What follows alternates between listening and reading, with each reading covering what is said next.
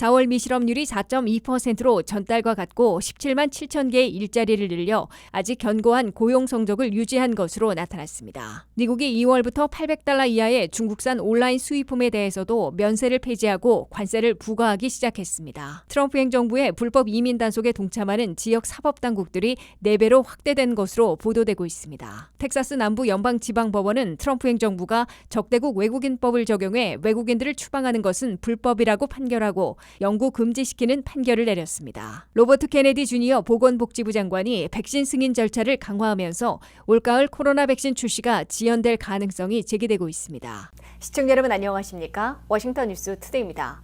4월 미실업률이 4.2%로 전달과 같고 17만 7천 개의 일자리를 늘려 아직 견고한 고용 성적을 유지한 것으로 나타났습니다. 이에 따라 미국의 관세 여파와 연방 공무원 대량 해고가 반영되는 고용시장이 앞으로 어떻게 전개될지에 시선이 쏠리고 있습니다. 한면태 기자가 보도합니다. 트럼프 관세 여파에 미국 경제의 버팀목 고용시장이 아직은 직격탄을 맞지는 않은 것으로 밝혀졌습니다. 미국의 4월 실업률은 4.2%로 전달과 같았다고 연방노동부가 발표했습니다. 4월 한 달간 미국 경제에서는 17만 7천 개의 일자리를 늘린 것으로 연방노동부는 밝혔습니다. 4월의 일자리 증가 17만 7천 개는 수정된 전달의 18만 5천 개보다 소폭 둔화된 것이지만은 경제 분석가들의 예상치 13만 3천 개보다는 높은 것이어서 아직은 견고하다는 평을 듣고 있습니다. 트럼프 관세 부과가 아직 본격화되지 않은 데다가 관세 부과 전에 수입이 급증하고 있어 일자리는 그대로 유지되고 있는 것으로 분석됩니다. 연방 공무원들은 트럼프 100일간 28만 명이나 해고됐으나 9월 말까지 봉급을 받는 조기 퇴직자들이 많아 아직 고용지표에는 2만 6천 명만 감소한 것으로 반영되고 있기 때문으로 보입니다. 4월 고용을 업종별로 보면 생산 분야에서는 건축업에서 11,000명을 늘린 반면에 제조업에서는 1,000명을 줄여 대조를 보였습니다. 서비스 분야에서는 역시 헬스케어에서 가장 많은 5만 1,000명이나 늘렸습니다. 관세 부과 전 수익 급증을 반영한 듯 수송조장업에서 2만 9천 명이나 증원했습니다. 레저 호텔 식당 업종에서도 2만 4천 명을 늘렸습니다.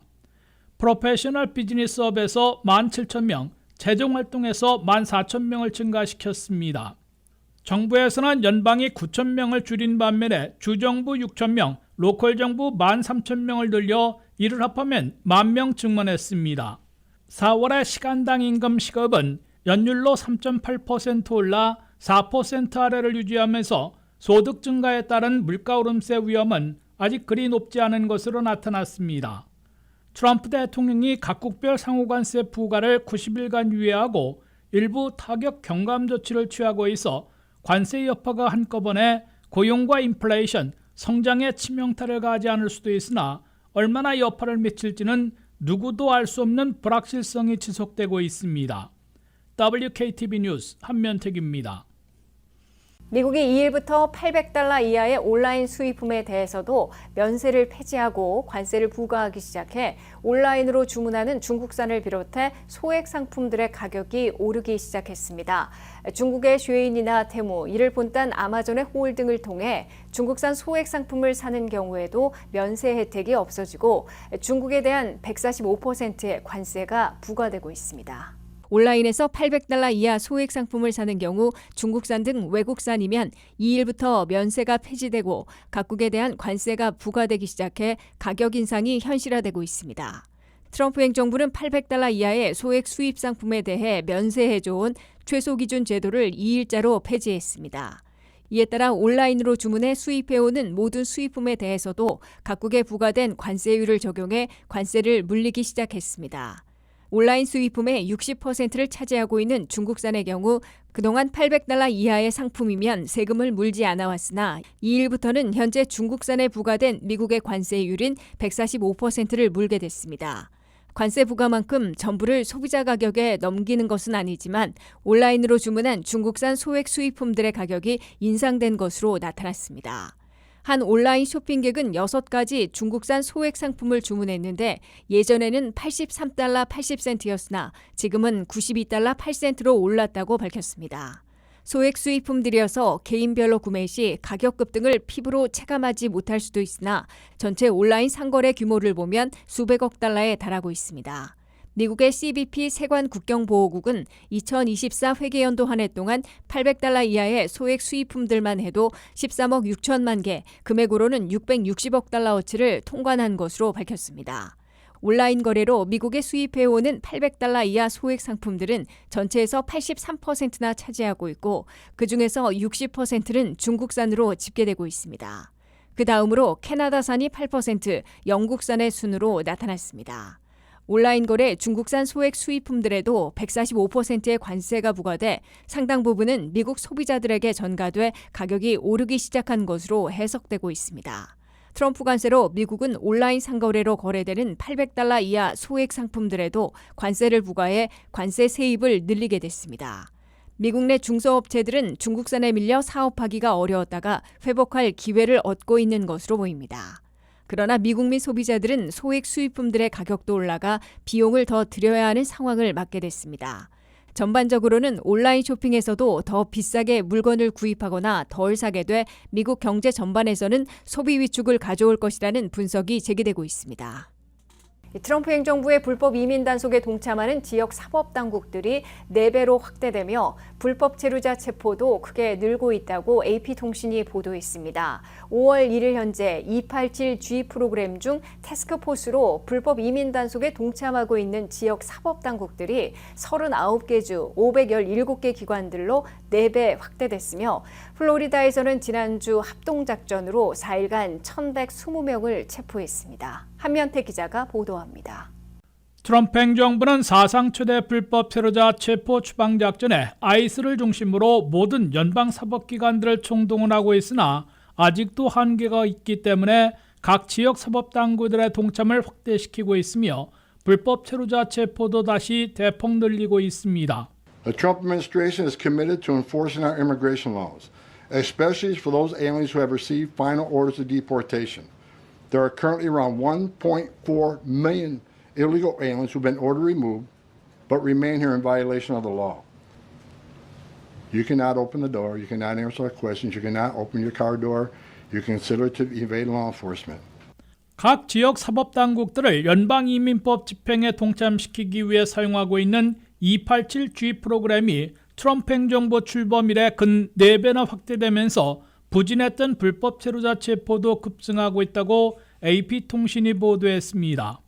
아이스 이민세관 집행국은 연방이민법 집행에 동참하고 있는 각 지역 사법당국들은 5월 1일 현재 39개 주 517개 기관으로 대폭 확대되었으며 74곳이 최종 합의를 대기하고 있다고 밝혔습니다. 이민 단속에 동참하고 있는 39개 주 517개 기관들은 지난해 말에 21개 주 135곳에 비해 근 4배나 대폭 확대된 겁니다. 287G 프로그램에는 3가지 유형이 있는데 연방정부로부터 이민 단속권을 부여받고 불법 체류자들을 직접 체포할 수 있는 태스크포스가 급속히 확대되고 있어 현재 26개 주 241개 사법기관들이 이민 단속에 나서 있습니다. 플로리다에서는 고속도로 순찰대, 어업낚시단속국, 복권국까지 불법 체류자들을 체포할 수 있으며 텍사스에서는 주방위군도 불법 체류자 체포권을 부여받고 있습니다. 이민 단속에 가장 적극적인 플로리다에서는 지난주 4일 동안 고속도로 순찰대 80명 등 지역 사법당국이 연방이민단속국과 오퍼레이션 타이들 웨이브, 해일 작전명으로 대대적인 합동단속을 벌여 1,120명이나 체포했습니다. This is the largest immigration enforcement operation that we've seen in quite some time throughout the entire country. Florida state agencies assisted federal authorities to arrest over 1,100 illegal aliens across the state. 트럼프 출범 초기 미 전역에서 하루에 1,179명을 체포한 적이 있으나 플로리다 한 곳에서만 1,120명이나 체포한 것은 기록적이며 연방과 주지역 합동작전의 본보기로 꼽히고 있습니다. 트럼프 행정부의 톰 호먼 국경총수는 287 G 프로그램에 동참하는 공화당 주정부 지역에서는 연방과 로컬 당국의 대대적인 합동작전을 벌이고 이른바 피난처 도시들에서는 연방 기관들을 총동원해 일터 급속 등을 3배 확대할 것이라고 경고해 놓고 있습니다. WKTV 뉴스 한면택입니다. 텍사스 연방지방법원이 트럼프 행정부는 전시에만 적용됐던 적대국 외국인법으로 추방재판 없이 외국인들을 신속 추방할 수 없다는 판결을 내렸습니다. 트럼프 대통령이 지명했던 텍사스 연방지방법원의 페르난도 로드리게즈 판사는 적대적 외국인법에서 규정한 침입은 군사적 침공에 국한되므로 법의 한계를 넘어섰다며 영구 중지 사유를 설명했습니다. 트럼프 대통령은 227년 전인 1789년에 제정돼 전시에만 3번 적용됐던 적대국 외국인법을 4번째로 발동해 베네수엘라와 엘살바도르 갱단원들을 중심으로 260여 명을 엘살바도르의 악명 높은 대형 감옥 시코트로 추방했습니다. 그러나 2번째 추방을 가로막았던 텍사스 남부 연방지방법원이 아예 트럼프 행정부의 적대국 외국인법 적용 추방이 불법이라고 판결하고 항구 금지시키는 판결을 내렸습니다. 텍사스 남부 연방지방법원의 페르난도 로드리게즈 판사는 트럼프 행정부가 적대국 외국인법을 적용해 외국인들을 추방하는 것은 불법이라고 판결하고 항구 금지시켰습니다. 로드리게즈 판사는 트럼프 행정부는 베네수엘라 갱단원들을 미국 침입자로 분류하고 적대국 외국인법에 적용해 추방재판 등 적법 절차 없이 추방했으나 이 법에서 규정한 침입은 군사적 침공에 국한되므로 법의 한계를 넘어섰다고 영구 중지 사유를 설명했습니다. 로드리게스 텍사스 연방지방법원 판사는 이에 앞서 트럼프 행정부가 2번째로 베네수엘라 갱단원 등을 텍사스에서 엘살바도르로 추방시키려 시도하자 일시 중지 명령을 내렸다가 이번에 본안 판결에서 불법으로 결정하고 영구 금지시킨 것입니다. 특히 이번 판결을 내린 로드리게즈 연방판사는 트럼프 대통령이 일기 때인 2018년에 지명한 데다가 가장 우호적인 텍사스 연방지법 소속이어서 트럼프 추방작전에 중대한 일격을 가한 것으로 평가되고 있습니다. 트럼프 대통령은 3월 중순 227년 된 적대국 외국인법을 발동하고 베네수엘라 갱단원 130여 명을 포함해 엘살바도르인 등 260여 명을 추방 재판을 거치지 않고 신속 추방해 엘살바도르 대형 감옥인 시코트에 수감토록 한 바 있습니다. 트럼프 행정부는 4월에도 2번째로 텍사스 이민 구치시설에 있었던 외국인 수백 명을 엘살바도르로 신속 추방하려다가 적법 절차를 거치지 않았다는 이유로 제동이 걸렸습니다. 이번 판결은 다만 휴스턴을 중심으로 텍사스 남부 연방지방법원 관할 지역에만 구속력이 있으나 다른 지역에서도 8건 이상의 소송이 걸려 있어 곧 미 전역으로 확대될 것으로 보입니다. 전미 시민자유연맹은 텍사스뿐만 아니라 뉴욕과 펜실베니아, 조지아, 콜로라도, 네바다, 서부 워싱턴주 등에서 소송을 제기해놓고 있습니다. 올가을 접종 예정이던 코로나19 백신의 출시가 지연될 가능성이 제기되고 있습니다. 최근 로버트 케네디 주니어 연방보건복지부 장관이 백신 승인 절차를 강화하면서 제약사들의 일정에도 차질이 불가피해진 것으로 보입니다. 홍의진 기자의 보도입니다. 올가을 출시 예정이던 코로나19 개량 백신이 제 시간에 공급되지 못할 수도 있다는 우려의 목소리가 나오고 있습니다. 최근 로버트 케네디 주니어 연방보건복지부 장관이 새로운 백신 승인 방식을 도입했습니다. 보건복지부는 앞으로 모든 새로운 백신은 플라시보라 불리는 약처럼 보이게 만든 위약을 포함한 대조 임상시험을 거쳐야 승인을 받을 수 있다고 밝혔습니다. 플라시보 대조 임상시험은 일부 참여자에게 실제 백신을 투여하고 다른 참여자에게는 생리식염수 같은 위약을 투여한 뒤 효과를 비교하는 방식입니다. 새로운 백신에는 일반적인 절차지만 변이 대응을 위한 개량 백신에는 지금까지 예외가 적용됐습니다. 기존 코로나 백신은 2020년 화이자와 모더나를 중심으로 플라시보 임상시험을 통해 긴급 승인됐습니다. 이후 바이러스가 계속 변이하면서 제약사들은 매년 독감 백신처럼 기존 백신을 바탕으로 새로운 변이 대응형을 빠르게 제작해왔습니다. 이 과정에서는 플라시보 그룹이 없는 간소한 면역 반응 시험만으로도 사용 승인이 가능했습니다. 하지만 이번 방침 변경으로 인해 제약사들은 다시 수천 명이 참여하는 대규모 대조 시험을 진행해야 하며 이로 인해 수개월 이상의 시간이 추가로 소요될 것으로 보입니다. 일반적으로 봄철에 가을 백신 접종을 위한 변이 선택을 마무리하고 제약사들이 여름 내 생산을 완료해 9월에서 10월경 백신 접종을 시작해왔습니다.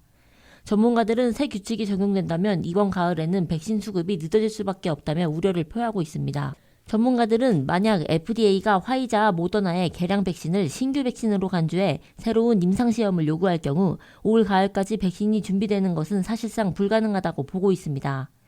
일각에서는 이번 조치가 과학적 근거보다는 정치적 의도가 깔린 결정이라는 비판도 제기됩니다. 백신 회의론으로 잘 알려진 케네디 장관이 규제 강화라는 명분 아래 사실상 백신 접근을 어렵게 만들고 있다는 지적입니다. 전문가들은 백신의 안정성과 신뢰를 확보하는 것이 중요하다는 점에는 동의하지만 과도한 규제는 오히려 공중보건을 위협할 수 있다고 경고합니다. 특히 이미 효과가 입증된 백신을 두고 불필요한 임상시험을 반복하는 것은 과학적 근거보다 정치적 목적이 앞서는 것 아니냐는 우려도 커지고 있습니다. 다가오는 가을 코로나19 재유행에 대비해야 할 시점에서 이번 정책 변화가 백신 접종 일정에 어떤 영향을 미칠지 이목이 집중되고 있습니다. WKTV 뉴스 홍우진입니다.